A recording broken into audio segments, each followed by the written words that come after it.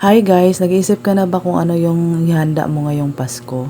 Pero wala kang budget? Subukan nyo itong bagong recipe ko na sobrang sarap talaga. At paniguradong magugustuhan to ng inyong pamilya at saka na rin sa inyong mga chikiting. At panigurado hindi to aabutan ng bukas. At sa sobrang sarap nito makakalimutan talaga yung pangalan mo. Charis, so subukan nyo na ako magloto.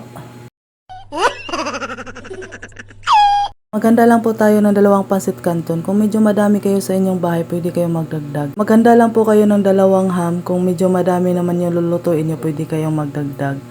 Tapos hihiwain lang po ito ng pa-square. Pwede kayong mag-add ng bacon, kaso nga lang hindi tayo nakabili ng bacon, kaya ham lang po yung ilalagay natin. Pagkatapos nga ng mahiwa natin yung ating ham, so maglanda na po tayo ng ating kawali. Tapos lalagyan lang po natin ng kaunting mantika. Pag mainit na yung mantika, syempre ilalagay na natin yung ating ham. Haluin lang natin siya hanggang matos. Huwag naman yung masyadong sunog siya. At ito na nga, luto na nga po yung ating ham. So dito na nga nagpapainit na tayo ng ating tubig para lalagyan natin ng ating pansit canton.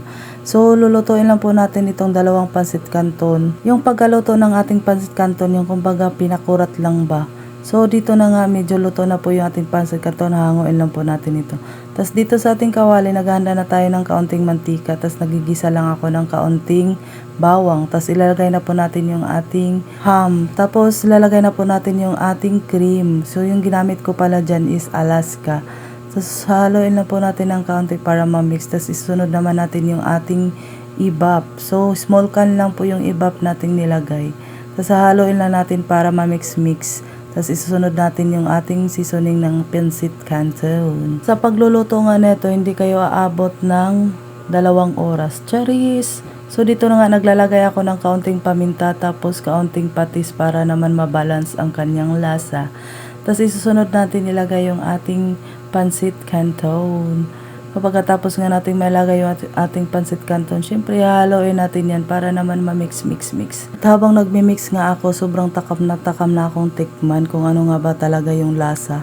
So ito pala yung niluluto natin, yung tawag pala dito is pansit canton carbonara. So ito na nga, luto na nga po siya, konting kulo lang para hindi siya masyadong lata. So, tikman na po natin.